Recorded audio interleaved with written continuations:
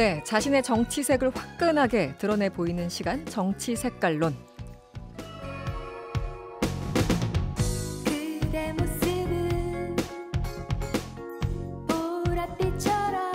정치색깔론 시간입니다. 지난주 이 시간에는 금빛 정치, 더불어민주당의 금태섭 의원을 만났고요. 오늘은 아마 지금 흐르는 음악 들으시면서 힌트를 좀 얻으실 수 있을 것 같은데요. 보랏빛 정치, 자유한국당의 신보라 최고위원과 함께합니다. 어서 오세요. 네, 안녕하세요. 네, 오랜만에 반갑습니다. 뵙습니다. 네, 코너 음악 어떠셨어요? 네, 제가 좋아하는 음악입니다.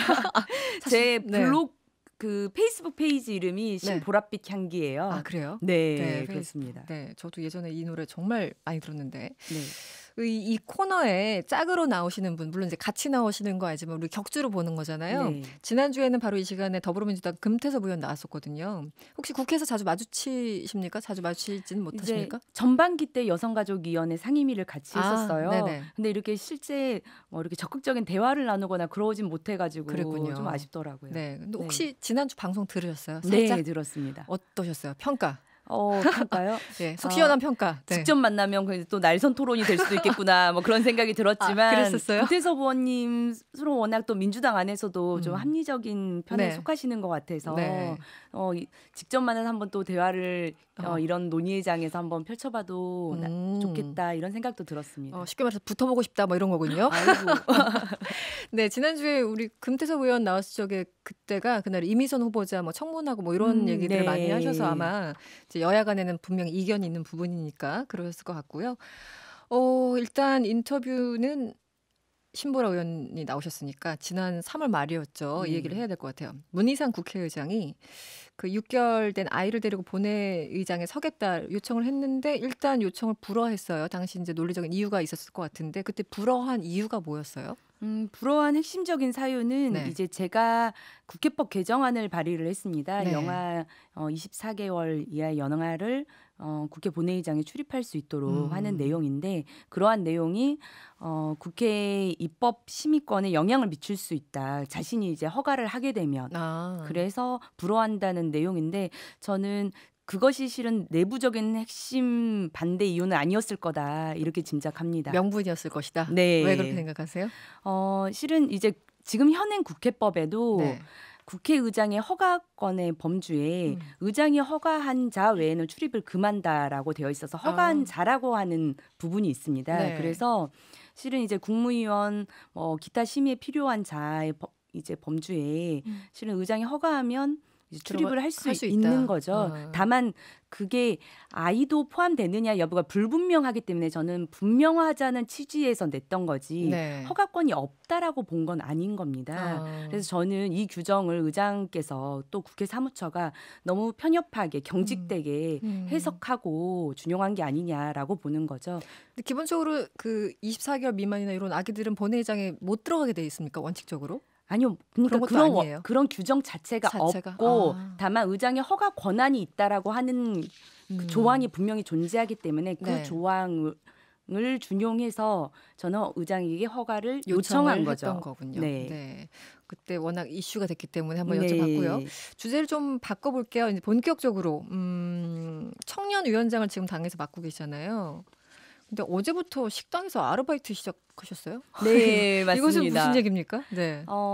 실제 이렇게 정치인들이나 아니면 대통령 후보들은 가끔 현장 체험 이런 것들을 하기도 하는데요. 하루 택시 운전 기사가 된다던가 이런 거 하시죠. 근데 저는 실제 요즘 경제실장의 위기가 여기저기에서 많이 나타나고 있다고 하는데 실제 소상공인들의 애로사항이 어떤 게 있을까? 특히 이제 청년 또 알바생들은 어떤 또 애로들이 있을까? 이런 것들을 직접 현장에서 함께 일하면서 들어보면 보다 생생하게 현장의 목소리를 접할 수 있지 않을까라는 생각이 들어서 직접 알바를 뛰면서 그런 목소리를 청취하겠다라는 생각으로 이제 3일 동안 알바를 자처하게 됐습니다. 오늘도 알바 뛰다 오신 건가요? 네, 오늘은 점심때 점심때 뛰고 왔습니다. 어디서 어떤 일 하세요? 사장님이 사장님 면접 다 보고 하신 거예요? 면접을 이제 보지는 않고 미리 좀 양해를 이제 구했고요. 실은 이제 그런 양해를 좀 구하는 입주를 좀 찾기도 좀 어렵긴 하더라고요. 그렇죠. 워낙 좀 부담스러우시잖아요. 그렇죠. 사장님들 입장에서는 부담스럽죠. 네, 그래서 좀 양해를 구하고 하게 됐고 네. 한 곳이 아니라 네. 어제는 신촌, 오늘은 이제 경기도 고양 쪽에서 하고 왔고요. 네. 내일은 송파 지역에 있는 식당을 방문해서 알바를 뛸 계획입니다. 그럼 뭐 주문 받고 뭐 직접 배달하고 뭐 이러신 거예요? 그 안에서 주문은 홀에서? 이제 그런 시스템을 사용해야 되는 거기 때문에 네. 그건 익히는데 너무 시간이 많이 걸릴 것 같아서요. 네. 서빙, 설거지, 서빙. 그다음에 치우기 이런 일들을 주로 했습니다. 그런데 3일만 뭐 하신다고 하는데 이 청년들의 어려움을 체험하기엔 좀 짧다 이런 지적도 있어요. 어떻게 보세요? 아이고 3일 진짜 짧죠. 네. 네. 근데 그런 생각을 했어요. 3일이라는 시간이 또 이제 짧으면 짧을 수 있지만 가장 좀 사람들이 붐비는 시간대에 가서 경험을 하고 네. 또 그건 아니길 저도 희망을 했던 게 그냥 잠깐 뭐 체험이랍시고 사진 찍고 뭐 이럴 용도로 활용하고 싶은 생각이 전혀 없어서 네. 하루를 뛰더라도 가장 사람이 붐비는 시간대 그리고 한 4-5시간 정도를 꽤 길게 하시는군요. 예, 네. 그렇게 하면서 직접 이제 끝나고 브레이크 타임에는 직접 일하시는 분들과 대화도 대화도 하고. 나누면서 어떻게 네. 운영을 하시냐, 네. 어려움은 없냐, 뭐 최저임금 인상에 따른 전후 사정이 어떻게 달라지고 있냐, 주변 상권의 반응은 어떻냐 이런 얘기들을 지금 청취하고 있습니다. 현장에서 경험을 하신다니까 뭐 반가운 얘기긴 합니다. 이 얘기를 또 안 할 수 없죠. 자유한국당 소속이시니까 네. 의원들 막말. 네. 지금 문자들도 많이 오고 계신데요. 마침 청취자 6263번님 이런 질문을 주셨어요. 어제 세월호 막말 어떻게 생각하시는지요? 제가 여쭤보려고 했던 바로 그 부분인데요. 어떻게 보셨어요? 의원님 입장에서는 딱 듣자마자. 가슴 아팠죠. 네. 그리고 저는 그런 게 너무 안타까운 이 아픔을 공감하는 건 국민의 모든 분들의 심정이라고 생각해요. 그게 우리 당도 전혀 예외가 아니죠. 그럼요. 네, 그럼요. 근데 뭔가 이런 일부 당과 관련된 분들의 네. 그런 일각의 발언들이 또 그리고 뾰족한 그런 발언들이 네. 우리 당이 마치 이런 아픔에 공감도 하지 못하는 정당으로 비춰지는 거에 대해서 정말 심히 저는 유감입니다. 네. 그래서 빠르게 뭐 글도 내리고 사과도 했다곤 하지만 그런 아픔들이 또 치유되지는 않는 것 같아서 한 번 뱉은 말은 네. 참 어렵죠. 네. 요즘 발언들은 사실 이제 5.18 망언부터 시작을 해서 이번에 세월호 망언까지 해서 여러 가지 망언들이 릴레이식으로 나오는 것 같아요. 저처럼 일반적인 사람들이 보기에는. 지난 전당대회 이제 거치면서 여러 가지 극단적인 발언들 나오고 그때 태극기 부대까지 끌어안아야 된다 이런 얘기 나오면서 계속 발언들이 좀 극단적으로 가는 건 아닌가 이렇게 지적하시는 분들 있거든요. 그 의원님 입장에서 어떠신가요? 만약 그런 분들이 네. 정말 자기 정치, 자기 드러내려고 이런 걸 하신다는 거라면 네. 전 정말 비판받아야 마땅하다고 생각하고요. 네, 다만 네. 설마 그런 용도로 이런 발언을 하겠느냐 싶고 어쨌든 저는 모든 그 정치인이라면 네. 그 정치인의 발언 하나하나가 그 당의 이미지와 당이 일관되게 갖고 있는 입장, 가치 네. 네. 이런 거에 배반적일 수 있다. 네네. 자신이 하는 발언들이 네. 그리고 당의 이미지에 직격탄을 맞을 수도 있다. 네. 그런 부분에 대해서는 굉장히 좀 신중하게 접근해야 된다고 생각합니다. 저는 우리 당이 네. 그 많은 국민들이 함께 겪은 아픔, 역사, 과거에 대해서는 공감하는 정당이라고 믿고 있거든요. 그리고 네. 그래야 하는 겁니다. 당연히 그렇죠. 네. 일반적으로 생각하기에는. 그런데 이 홍문종 의원이나 또 이런 소위 말하는 이제 친박 의원들이나 이런 분들은 우리 사람도 좀 보호해야 되는 거 아니냐 이런 발언도 했어요. 그 발언은 어떻게 보세요? 저는 오늘 최고위원과 위원회. 중진 연석 회의 때 오늘 있었던 오전에. 내용입니다. 네네. 네, 저도 이제 당시 참여를 했었는데 네. 당 대표님도 이미 당 대표도 사과를 하셨어요. 진심 어린 사죄를 다시 한번 네. 드리고 그다음에 윤리위에 응분의 조치를 취하도록 요청을 했다. 그리고 다시 한번 사죄를 드린다는 말씀을 하고 나서 이제 홍문종 의원님이 발언을 하셨어요. 그리고 나서 제 차례였습니다. 네네. 그래서 제가 정확하게 저도 발언을 해서 말씀드린 건 우리 당이 그런 아픔을 함께 겪고 공감하는 정당이 되어야 된다. 거기에선 이견이 있을 수가 없다라는 말씀을 드렸습니다. 그게 제 입장이었다는 말씀을 드리고 싶어요. 그 분위기에서 홍문종 의원과 같은 그런 발언에 동의하시는 다른 분들은 없었던 걸로 이해해도 됩니까? 네. 네. 그러면 의원님 입장에서는 징계를 해야 된다고 이번에 반드시 해야 된다고 보나요? 왜냐하면 5.18 망언 이후에도 사실 김순애 의원 같은 경우는 지금 아무 일도 없잖아요. 어떻게 보십니까? 전망이나. 며칠 전에 이제 공석이었던 윤리위원장을 다시 선임을 했습니다. 이제 재보궐선거가 끝나고 난 이후에 바로 이루어진 조치였기 때문에 저는 당대표도 그렇고 우리 당이 어제 적절한 조치를 취해가는 수순을 밟고 있다라고 보고요. 그에 따른 절차들이 이루어지고 있을 것으로 믿고 또 그렇게 요구하고 있습니다. 징계가 이루어질까요? 어떻게 보세요? 지켜보시죠. 저희 2주마다 만나니까 그때마다 확인을 좀 해볼 수 있을 것 같습니다. 어제 이건 조금 다른 주제인데요. 이미선 헌법재판관 후보자 얘기를 저희 이 자리에서도 했어요. 다른 기자들과 함께. 지금 극단적으로 맞붙고 있잖아요. 그래서 공전 상태고 그 어떤 재료가 되는 건데 일단 이미선 헌법재판관 후보자 어떻게 보세요? 의원님께서는.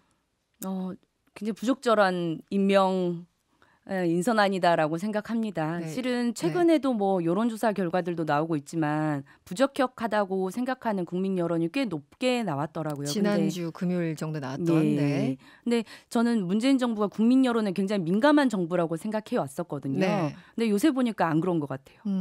국민 여론과 청와대 정서는 따로 가고 있는 것 같습니다. 이미선 후보자에 대해서 청문회 당시 이제 여러 가지 논란이 있어서 사람들이 뭐 주식 뭐 이렇게 많아 이렇게 얘기를 하다가 또 이제 남편 되시는 분이 여러 가지 해명을 하고 적극적으로 설명을 하니까 또 설득됐다, 이해된다. 그것도 남편이 한 건데 뭐 후보자한테까지 그러냐 이런 지적도 있거든요. 여기에 대해서는 어떻게 보세요? 남편이 한 행위도 있지만 후보자의 명의가 또 사용된 것도 저는 팩트라고 알고 있습니다. 그럼 그 부분에 대해서 적절히 아직도 해명이 되고 있지 않고 있고요. 이미선 후보자 갖고 있는 그 6억 원 정도에 해당하는 그 부분에 대해서는 해명이 잘 안 되고 있다. 이렇게 보시는군요. 네. 황교안 대표가 또 이런 얘기를 했어요. 이슈가 참 많네요. 지금 보니까. 계속 여쭤보다 보니까. 굉장히 단타성 질문으로 저에게 많은 입장을 여쭤보시는 것 같아요. 그러니까요. 시간이 되게 많을 줄 알았는데 별로 없습니다. 그래서 이 질문도 드려야 될 것 같아요. 박근혜 전 대통령에 대해서 굉장히 언급이 좀 발언하는 횟수가 많아지고 있는 것 같습니다. 황 대표가 직접 얘기했는데 여성의 몸으로 감당하기 어려운 상황에 계신 점을 감안해서 국민의 바람이 이루어지길 바란다. 한마디로 이제 석방시켜야 된다. 이런 얘기를 하고 있어요. 동의하십니까? 이게 어떤 우중으로 정확하게 말씀하신지는 저는 이제 황교안 대표는 아니기 때문에 뭐 구체적으로 말씀드리기 좀 그렇지만 제가 봤을 때는 이제 전직 대통령들의 감옥행이 계속되고 있기 때문에 그런 부분들에 대한 국민들이 느끼는 심정이 좀 참담하다. 그런 부분에 대해서는 의견이 있을 것 같습니다. 이게 그 박근혜 전 대통령을 석방해야 된다는 거는 황교안 대표 개인의 입장이라기보다 당 차원에서 얘기를 하고 있는 걸로 받아들여지거든요. 그건 아닌가요? 오늘 뭐 대변인의 논평이 있었던 것 같은데 어떻게 판단할 수 있을지는 좀 더 지켜봐야 되지 않을까 당 차원인지 싶습니다. 아니면 황교안 대표 등등 몇몇의 의견인지는 아직 불분명하다. 이렇게 보시는 거군요. 박근혜 전 대통령 측에서는 오늘부터 이제 기결수 신문으로 이제 넘어가는 건데 형 집행 정지 신청을 했어요. 이 부분은 어떻게 보셨어요? 변호인 측에서 이제 형 집행 정지를 신청했는데 집행 정지 신청한 건 이제 팩트인 것 같고요. 이 부분을 지금 이제 재판부가 어떻게 바라볼지 그리고 지금 이제 재판이 진행되는 과정에 있기 때문에 저는 절차대로 진행은 하되 또 신속하게 좀 진행이 되기를 좀 바라는 게 있습니다. 어쨌든 변호인으로서 할 수 있는 일을 한 거다라고 보시는 건가요? 변호인으로서는 할 수 있는 발언이었겠죠. 문자를 많이 주고 계신데요. 3287님, 신보라 의원님 당을 떠나서 응원합니다. 정쟁 말고 합리적인 정치 해주세요. 국민을 위한 정치요. 이렇게 부탁을 드렸고요. 0337번님, 같은 당 소속 의원이라도 잘못하면 뭐라고 할 수 있어야 됩니다. 응원합니다. 이런 글을 남겨주셨습니다. 감사합니다. 좋은 의견 잘 유념하겠습니다. 네, 수요일에 마련하는 정치 색깔론 시간이었습니다. 오늘은 보랏빛 정치 신보라 최고위원과 함께했습니다. 2주 뒤에 뵙겠습니다. 네, 감사합니다. 네, 고맙습니다. 여러분의 퇴근길을 꽉 채워드립니다. 평일 저녁 6시 5분 이승원의 세계는 그리고 우리는